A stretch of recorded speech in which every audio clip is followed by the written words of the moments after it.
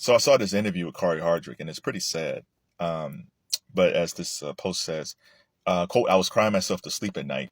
Corey Hardrict says he struggled for a year and a half after divorce from Tia Mowry, divorce that she filed because he did not want to get divorced. You know, back in 1998, Gerald Levert made a song called Taking Everything.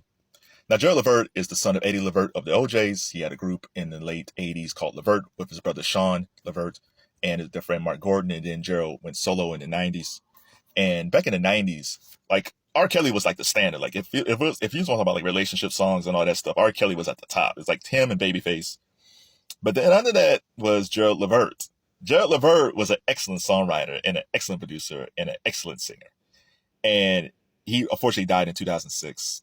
And if you want to find some real R&B music, check out Gerald Levert. So in his song Taking Everything, he said, she took away my car, took away my crib, tried to take away my kids. Now, this is 1998. And that was an interesting time because most of my friends, we knew like older people who got divorced, but there's nobody, my coworkers or my friends, like no one in our age group have ever gotten divorced. Like everybody was like in their 20s, right? So everybody at that point, we're about to get married, we're married, soon to be married. So everybody was in love and all this stuff. Flash forward many years later, more than half of those folks got divorced. And I saw the devastation of divorce on both sides. Like I saw the devastation. I saw women devastated. And most importantly, I saw men devastated. Because we always hear about the female side of divorce, but we never saw the male side of the divorce. And the male side of divorce is sad. Like how Corey was saying, like people have no idea about him crying himself asleep at night. There's so many men who went through this because they had no idea their wives were going to leave them. They figured, we're fine. Like either A, they felt like their marriage was good, or B, they said, yeah, we got problems, but I didn't think it was that bad that she had to file for divorce. And in Corey's case, he probably tried to talk to T about, well, why don't we just go to counseling? Like, what's the problem? And that's the thing that always puzzles me about women, no matter if it's breakups or divorce. They break up, like they said, they break up with you months before. They plot these things out months before. Or they talk to the lawyer with, you have no clue. And then one day you come home and you get served divorce papers. You're at work, you get served divorce papers. You come home, the house is cleaned out because she took the kids. Like it's so sad. Or you thought, man, I thought we were good last night. What happened? Like, so we never hear about these stories from men, and men suffer in silence. So when I look at Tia, it's like, because she never really gave a reason why she got divorced. And people say, well, he probably cheated. It's like, no, like there's been nothing about Corey cheating. And it's, and by now we've heard something bad about him. Now, again, if a guy is an abuser, physical abuser, mental abuser, I can understand why a woman leaves a marriage, but a lot of women just leave marriages because they say, quote, I'm not happy. I'm not happy no more. And they leave. And it's like one of the biggest things that's horrible about today is that most women don't have older women who are married to talk to about marriage. They have nothing but single friends, single mamas, single aunties, everybody's single and they're getting bad advice. Like back, if I go back to the 90s, like my mom, like there was far more single married women than were single women. And some of the single women would talk to my mom from work and they would ask us like, how did you deal with this? You've been married for a long time. How do you deal with it? And I'm not saying my parents' marriage was easy. Like they had issues, but they worked things out. Nowadays, people just don't work things out. They just bounce. They took, girl, it's so fun out here. You can sleep with anybody that you want. You have to answer to no man. Yeah, and what happens? Like Tia's been saying, like dating's horrible. Of course it's horrible. When Tia met Corey, it was in the early 2000s. And back in the early 2000s, we had like love songs still, and we still had black love movies. So you had like Floor Tree, Music Soul Child.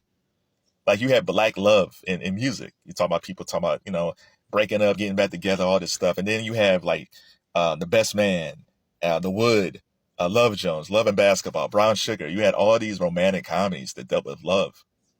There's no, today, what we have now? Like when Corey and Tia got married in 2008, so all that love stuff was replaced by Soulja Boy and Tyler Perry movies.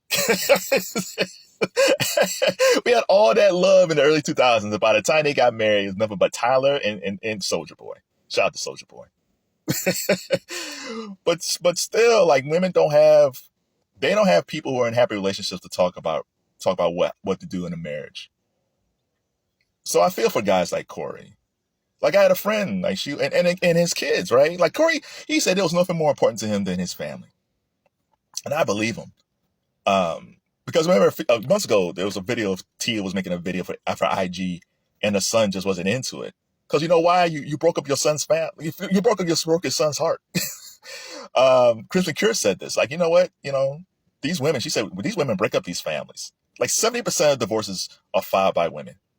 They're breaking up these homes. Now, again, the guy was horrible. I totally understand why you leave the marriage. But if he's a good guy or a decent guy, these women are breaking up the homes. Like, yeah, everybody loves their mom, but some kids kind of talk more to their dad. You know, Corey seems like he was home every night with those kids. And then you rip that away from them. The kids might have liked talking to Corey more than they like talking to Tia. And you rip that away from them. For what? So you can graduate and be happy, find my bliss. These terms are horrible. Oh my God.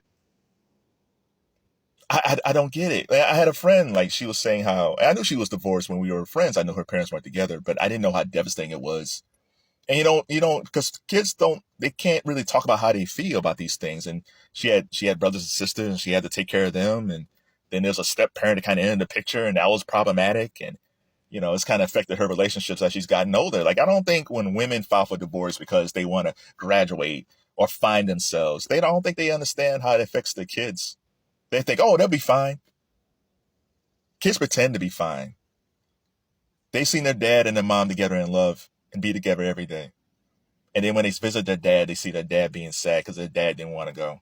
Now, most likely, Corey's he's probably putting up a pretty good front saying that, no, he probably is being a good father and not saying anything bad about Tia. And Tia's never really said anything bad about Corey at all. But still, they probably know he's sad. While mom's out there making these videos, dancing around, it's like, oh, look at me. I never really, women are funny when they get divorced, because I read a comment where they said men treat divorce like a funeral and women treat divorce like a celebration or something like that. And it's true. Like all these divorce parties and these divorce vacations. It's like, and you see dudes are sad. They give up their money. They give up their kids. Like, I just wish people would just work out their problems. Like, if Tia, and again, this isn't just about Tia, it's just all women who file for divorce. Like, why are you doing it? Like, is things really that bad? Like, these dudes, like, I'm sure when Tia was complaining how dating is horrible today. Absolutely. Most of these dudes, most folks today, young folks today, are in hookup culture. They don't care about your day. They don't care about your dreams and goals. They care about hitting one of the sister girls and moving off to another chick. They do not care about your feelings. They don't know. And this is for men and women, because we got women out here setting up dudes, man, getting dudes robbed out here. It's horrible out here for dating. Horrible. So yeah, I'm kind of glad that Tia Mowry's having a bad time dating. Serves her right.